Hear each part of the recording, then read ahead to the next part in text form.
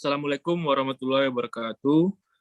Kami salah satu kelompok dari kelas 11 7E06 akan mempresentasikan tugas PKM KC kami yang berjudul Sistem Pakar Diagnosa Perkembangan Psikologi Batita terhadap Penggunaan Smartphone, di mana anggota kami terdiri dari Wira Prasetyo, Indira Larasika, Miftahur Rahman, Jesse Rayusinta, dan saya sendiri Pradinata. Terakhir, metode Salis. Baiklah, untuk materi yang pertama akan diperjelaskan oleh Miftahur Rahman. Saya persilakan, Miftahur Rahman. Saya akan menjelaskan latar belakang. Smartphone atau gadget merupakan hasil dari perkembangan teknologi. Smartphone digunakan oleh seluruh kalangan usia.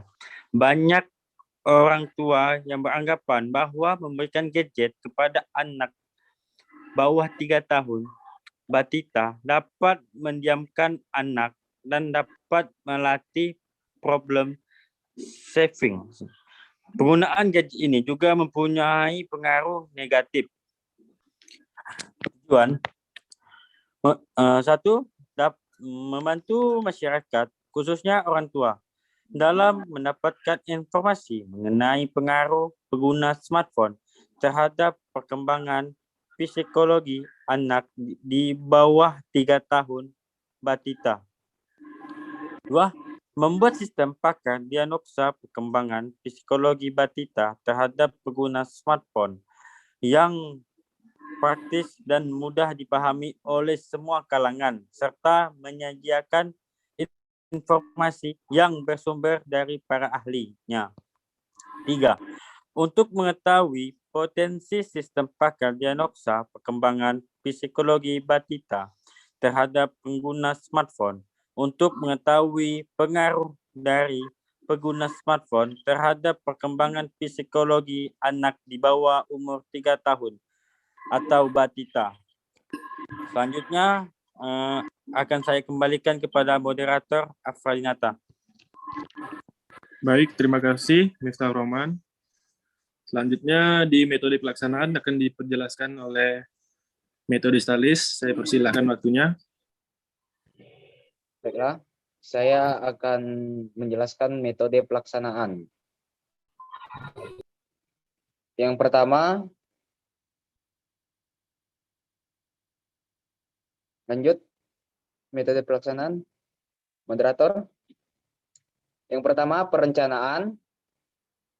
Perencanaan ini berawal dari salah satu anggota kelompok kami yang telah menjadi orang tua dan mempunyai anak di bawah 3 tahun atau batita, yang dimana mengalami kesulitan untuk mendapatkan informasi dari para ahli, pakar, mengenai pengaruh penggunaan smartphone terhadap perkembangan psikologi batita. Dan yang kedua, desain. Tahap desain sistem dan aplikasi ini bertujuan untuk merancang kebutuhan fungsional dari sistem pakar diagnosa perkembangan psikologi batita terhadap penggunaan smartphone. Dan yang ketiga, perancangan. Untuk membuat sebuah sistem pakar diagnosa perkembangan psikologi batita terhadap penggunaan smartphone, kami menggunakan PHP, HTML, Codeinator sebagai framework, Bootstrap, CSS, jQuery, dan JavaScript untuk mengatur konten sistem, MySQL sebagai basis data, Sublime Text 3 sebagai web editor. Kemudian hasil dari sistem ini juga dikonversi menjadi aplikasi berbasis mobile menggunakan aplikasi pendukung dari APPS Geyser. Dan yang keempat, implementasi. Pada tahap ini kami melakukan implementasi dengan memasukkan beberapa data yang bersumber dari para ahli atau pakar untuk memastikan aplikasi ini berjalan tanpa kendala dan juga melakukan hosting web sesuai dengan kapasitas awal yang dibutuhkan serta mengkonversi sistem menjadi aplikasi berbasis mobile. Dan yang terakhir, testing.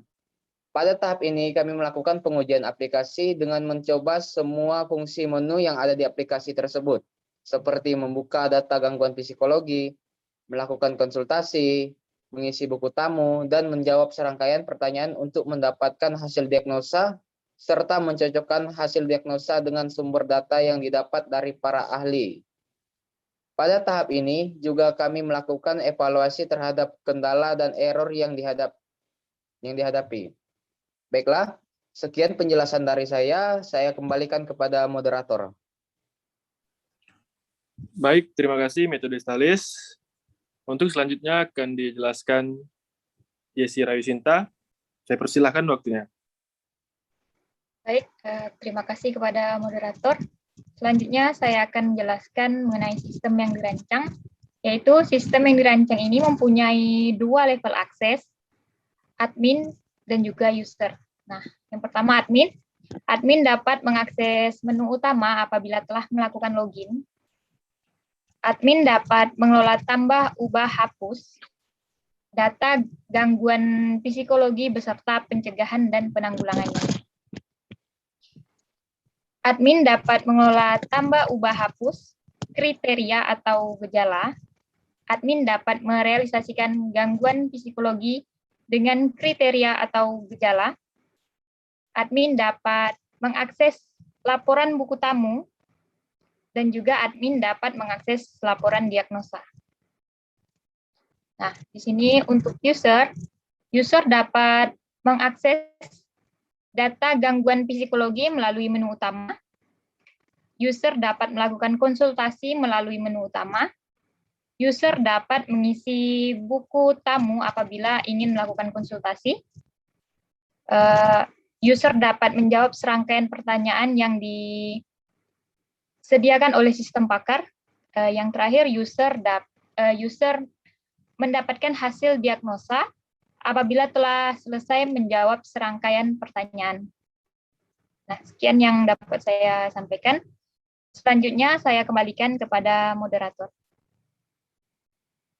Baik, terima kasih penjelasannya dari Yesi Rayusinta. Langsung saja selanjutnya dijelaskan oleh Wira Prasetyo. Saya persilakan waktunya, Wira. Baik, terima kasih atas waktunya. Sudah menyediakan waktu untuk saya menjelaskan tentang desain dari halaman-halaman yang telah kita buat untuk aplikasi yang sudah kita rancang. Yang pertama itu adalah ada halaman home. Di halaman home ini terdapat banyak sekali menu ataupun fitur lainnya, seperti ada di sini ada fitur atau menu penyakit, menu konsultasi. Nah, ini di dalam menu home ini, di dalam halaman home ini adalah halaman pertama ataupun halaman penghubung kita kepada menu-menu yang lain atau halaman-halaman yang lain. Oke, next. Terus yang kedua ada halaman penyakit. Nah, setelah kita tadi masuk ke halaman home, kita bisa masuk ke dalam halaman penyakit. Nah, di dalam halaman penyakit ini sendiri terdapat banyak sekali daftar-daftar penyakit yang terjadi di usia batita ya, terhadap psikologinya. Di sini ada banyak sekali daftar penyakit. Jadi fungsi di sini adalah untuk mengetahui terlebih dahulu lah list atau daftar penyakit yang ada. Oke, kemudian di sini ada pop-up detail penyakit. Nah, ketika kita sudah masuk ke dalam daftar penyakit tadi, lalu kita milih salah satu penyakit, maka akan muncul pop-up yang berisi detail dari penyakit tersebut. Di sini ada nama penyakit, penyebab, sama keterangan dari penyakit tersebut. Oke, next ini ada halaman untuk data pasien. Nah, halaman data pasien ini sendiri masuk ke dalam ataupun berada di halaman konsultasi. Nah, ketika kita ingin ataupun user ingin melakukan konsultasi, maka dia harus masuk ke dalam menu konsultasi. Nah, caranya untuk dapat konsultasi itu adalah pasien dengan mengisikan nama, jenis kelamin, dan usia pasien itu sendiri. Lalu baru klik daftar. Kita bisa isikan sendiri.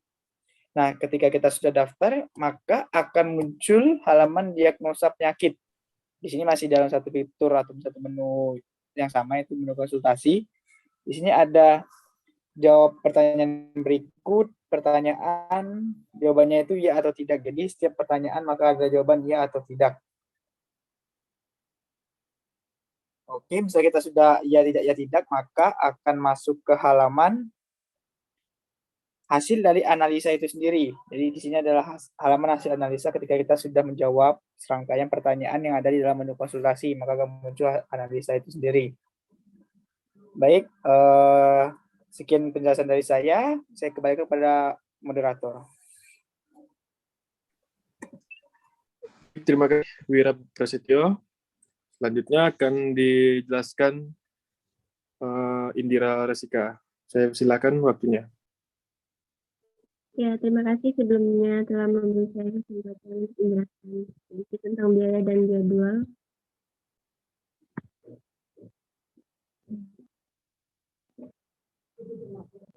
Di sini ada tabel untuk biaya. Di sini ada 3 jenis pengeluarannya. Yang pertama yaitu peralatan penunjang. Biayanya sekitar 3.050.000 dan untuk bahan habis pakainya sekitar 1.300.000. Untuk biaya perjalanan ada di nominal 3.250.000. Saya dapatkan saja karena biar enak gitunya. Untuk lain-lainnya atau biaya kotornya ada di nominal 3.020.000 dan jumlah keseluruhan 10.590.000. Nah, lanjut di tabel di jadwal kegiatan. Untuk jenis kegiatan studi literatur ada di bulan pertama, yaitu di minggu pertama dan kedua. Untuk jenis kegiatan pemdata ada di bulan pertama dan di minggu ketiga dan 4. Dan untuk selanjutnya ada di desain sistem pakar di bulan pertama, di bulan ke-4 dan 5 hingga ke-6. Tapi di bulan kedua, saya ulangi di jenis kegiatan desain sistem pakar ada di bulan pertama di minggu ke-4, di bulan kedua ada di minggu pertama dan kedua. Untuk selanjutnya dari pembuatan sistem pakar ada di bulan kedua, di minggu kedua, 3, 4, dan untuk selanjutnya ada di bulan ketiga. Selanjutnya ya seperti itu. Yang lain-lainnya jenis kegiatannya sama seperti yang saya jelaskan. Untuk yang berwarna hitam ini adalah berapa kali pertemuan jadwal kita kegiatan. Kurang lebih kita melakukan penelitian itu sekitar 5 bulan ya. Hanya itu yang bisa saya jelaskan tentang jadwal kegiatan dan anggaran biaya. Anggaran biaya kami pada kegiatan ini. Terima kasih sebelumnya. Kembalikan ke moderator. Baik, terima kasih penjelasannya Indira Resika. Terima kasih sebelumnya. Baik, inilah hasil presentasi dari tugas kami. Kurang dan lebihnya kami mohon maaf. Saya ucapkan Assalamualaikum warahmatullahi wabarakatuh.